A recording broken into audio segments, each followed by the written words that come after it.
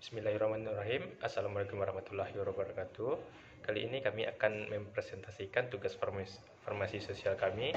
Kami dari kelompok 1 beranggotakan 10 orang yang terdiri dari saya sendiri Afif Arazak, kemudian Gaby Fernando, Mutiara Rahmi, Dian Eka Safitri, Yumi Randa, Oksela, Mulpa, Kairani, Wahyu Triandita, dan Dendi Zulfarel. Kali ini kami akan mempresentasikan tentang pelayanan kefarmasian di rumah atau home care. Pelayanan kefarmasian merupakan bagian integral dari pelayanan kesehatan dan merupakan wujud pelaksanaan pekerjaan kefarmasian berdasarkan Undang-Undang Nomor 23 Tahun 1992 tentang Kesehatan. Kegiatan pelayanan yang semula hanya berfokus pada pengelolaan obat sebagai komoditi bertambah menjadi pelayanan yang berkomprehensif berbasis pasien dengan tujuan meningkatkan kualitas hidup pasien. Salah satu pelayanan kesehatan yang sesuai dengan kebutuhan masyarakat tersebut adalah melalui pelayanan kefarmasian di rumah, yaitu pelayanan kepada pasien yang dilakukan di rumah khususnya untuk kelompok pasien lanjut usia, pasien yang menggunakan obat dalam jangka waktu lama, seperti penggunaan obat-obat kardiovaskuler, diabetes, TB, asma, dan obat-obat untuk penyakit kronis lainnya.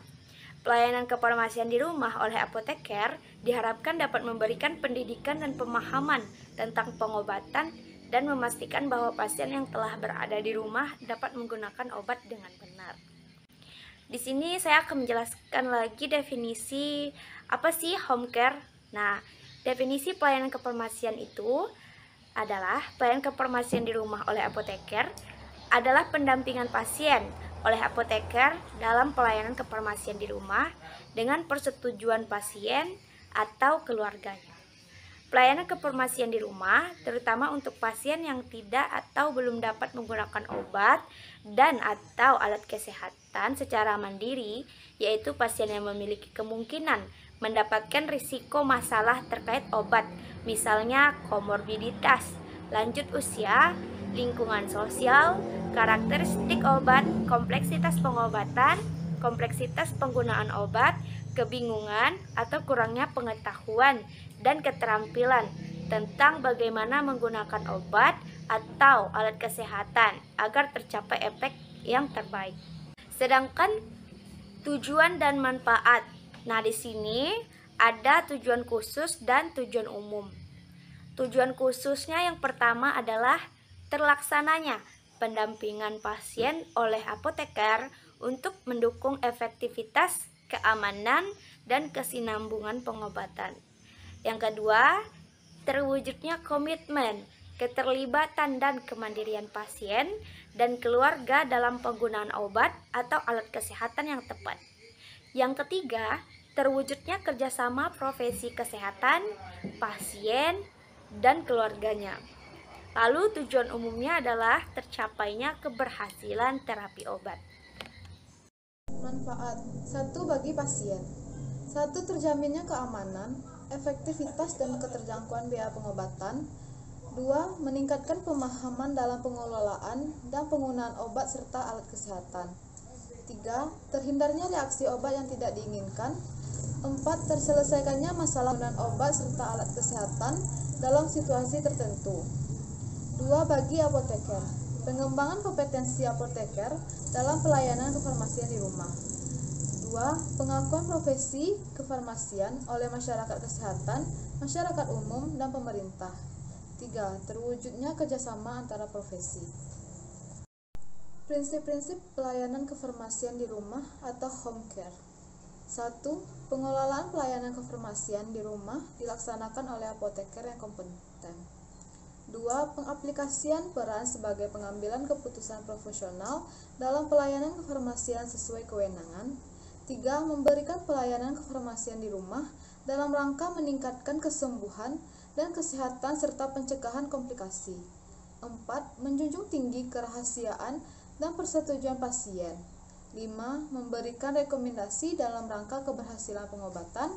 6. Melakukan telaah atau review atas menata laksanaan pengobatan. 7.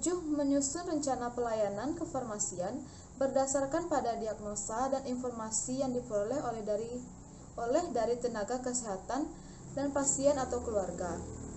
8. Membuat catatan menggunakan obat pasien atau patient medication record serta sistematis dan kontinu, akurat, dan komprehensif. 9. Melakukan monitoring penggunaan obat pasien secara terus-menerus. Serta lanjutannya, 10. Bertanggung jawab kepada pasien dan keluarganya terhadap pelayanan yang bermutu melalui pendidikan, konseling, koordinasi dengan tenaga kesehatan lainnya. 11. Memelihara hubungan di antara anggota tim kesehatan untuk menjamin agar kegiatan yang dilakukan oleh anggota tim saling mendukung dan tidak tumpang tindih. 12. Berpartisipasi dalam aktivitas penelitian untuk pengembangan pengetahuan pelayanan kefarmasian di rumah. Pelayanan yang dapat diberikan apoteker. Jenis pelayanan kefarmasian di rumah yang dapat dilakukan oleh apoteker meliputi 1. Penilaian atau pencarian masalah yang berhubungan dengan pengobatan. 2. Identifikasi kepatuhan dan kesepahaman terapeutik. 3. Penyediaan obat dan atau alat kesehatan. 4. Pendampingan pengolahan obat dan atau alat kesehatan di rumah, misalnya cara pemakaian obat asma, penyimpanan insulin, dan lain-lain. 5. Evaluasi penggunaan alat bantu pengobatan dan penyelesaian masalah sehingga obat dapat dimasukkan ke dalam tubuh secara optimal. 6. Pendampingan pasien dalam menggunakan obat melalui infus atau obat khusus. 7. Konsumsi masalah obat. 8. Konsultasi kesehatan secara umum. 9. Dispensing khusus, misalnya obat khusus. 10. Monitoring pelaksanaan efektivitas dan keamanan penggunaan obat, termasuk alat kesehatan pendukung pengobatan. 11. Pelayanan farmasi klinis lain yang diperlukan pasien. 12. Dokumentasi pelaksanaan pelayanan kefarmasian di rumah. Peran apoteker. Kegiatan pelayanan kefarmasian di rumah tidak dapat diberikan kepada semua pasien mengingat waktu pelayanan yang cukup lama dan keseimbangan. Oleh karena itu, diperlukan seleksi pasien dengan menentukan prioritas pasien yang dianggap perlu mendapatkan pelayanan kefarmasian di rumah. Pasien yang perlu dapat pelayanan kefarmasian di rumah antara lain pasien yang menderita penyakit kronis dan memerlukan perhatian khusus tentang penggunaan obat, interaksi obat, dan efek samping obat. Pasien dengan terapi jangka panjang, misalnya pasien TB, HIV, atau AIDS. Salah satu kriteria atau lebih regimen obat sebagai berikut. Pasien minum obat 6 macam atau lebih setiap hari. Pasien minum obat 12 dosis atau lebih setiap hari. Pasien minum salah satu dari 20 macam obat dalam tablet satu yang telah diidentifikasi tidak sesuai dengan pasien kriteria. Pasien dengan 6 macam diagnosa atau lebih. Peran apoteker dalam pelayanan kefarmasian di rumah meliputi 11 hal, yaitu penilaian sebelum dilakukan pelayanan kefarmasian di rumah. 2. Penilaian dan pencatatan data awal pasien. 3. Penyeleksian produk, alat-alat kesehatan, dan alat tambahan yang diperlukan. 4. Menyusun rencana pelayanan kefarmasian di rumah. 5. Melakukan koordinasi penyediaan pelayanan. 6. Melakukan pendidikan pasien dan konseling. 7. Pemantauan terapi obat. 8. Melakukan pengaturan dalam penyiapan pengiriman, penyimpanan, dan cara pemberian obat. 9. Pelaporan efek samping obat dan cara mengatasinya. 10. Berpartisipasi dalam penelitian klinis obat di rumah. 11. Proses penghentian pelayanan kefarmasian di rumah. Kriteria penghentian pelayanan kefarmasian di rumah. Penilaian sebelum dilakukan pelayanan kefarmasian di rumah. Apoteker harus memastikan bahwa untuk setiap pasien yang dirujuk mendapatkan pelayanan kefarmasian di rumah. Telah dilakukan penilaian kelayakan untuk pelayanan tersebut yang meliputi keluarga atau pendamping pasien setuju dan mendukung keputusan pemberian pelayanan kefarmasian di rumah oleh apoteker. Keluarga atau pendamping pasien adalah orang yang akan diberikan pendidikan tentang cara pemberian pengobatan yang benar. Apoteker pemberian layanan memiliki akses ke rumah pasien. Adanya keterlibatan dokter dalam penilaian dan pengobatan pasien secara keseluruhan. obat yang diberikan, tepat indikasi, dosis, rute, dan cara pemberian obat. Adanya uji laboratorium yang sesuai untuk dilakukan monitoring selama pelayanan kefarmasian di rumah. Adanya dukungan finansial dari keluarga untuk pelaksanaan pelayanan kefarmasian di rumah. Yang kedua, penilaian dan pencatatan data awal pasien. Data awal pasien harus dicatat secara lengkap dalam catatan penggunaan obat pasien yang meliputi: pertama, nama pasien, alamat, nomor telepon, dan tanggal lahir pasien. Yang kedua, nama, alamat, nomor telepon yang bisa dihubungi dalam keadaan emergensi. Yang ketiga, tinggi, berat badan, dan jenis kelamin pasien. Yang keempat, pendidikan terakhir pasien. Yang kelima, hasil diagnosa. Selanjutnya, hasil uji laboratorium, riwayat penyakit pasien, riwayat alergi, profil pengobatan pasien yang lengkap, obat keras dan OTC, imunisasi, dan obat tradisional. Selanjutnya, nama dokter, alamat, nomor telepon, dan lain-lain. Institusi atau tenaga kesehatan lain yang terlibat dalam pelayanan kesehatan di rumah dan nomor telepon. Selanjutnya, rencana pelayanan dan daftar masalah yang terkait obat jika ada. Selanjutnya, tujuan pengobatan dan perkiraan lama pengobatan dan indikator keberhasilan pelayanan kefarmasian di rumah. Baiklah, selanjutnya adalah yang ketiga, penyeleksian produk, alat-alat kesehatan, dan alat-alat tambahan yang diperlukan.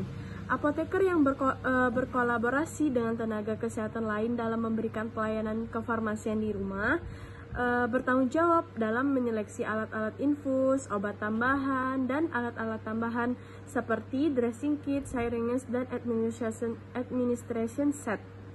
Faktor-faktor yang terlibat dalam memilih alat infus dan alat tambahan adalah sebagai berikut. Yang pertama, stabilitas dan kompatibilitas peralatan infus yang digunakan.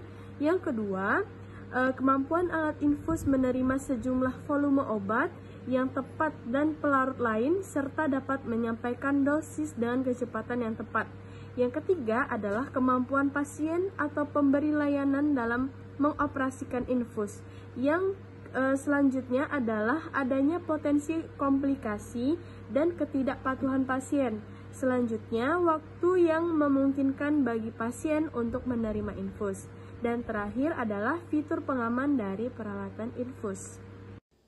Peran yang keempat yaitu menyusun rencana pelayanan kefarmasian di rumah, di mana dalam menyusun atau membuat rencana pelayanan kefarmasian untuk menyelenggarakan pelayanan kefarmasian di rumah, apoteker dapat bekerja sama dengan pasien, keluarga pasien, dan berkoordinasi dengan tenaga kesehatan lain.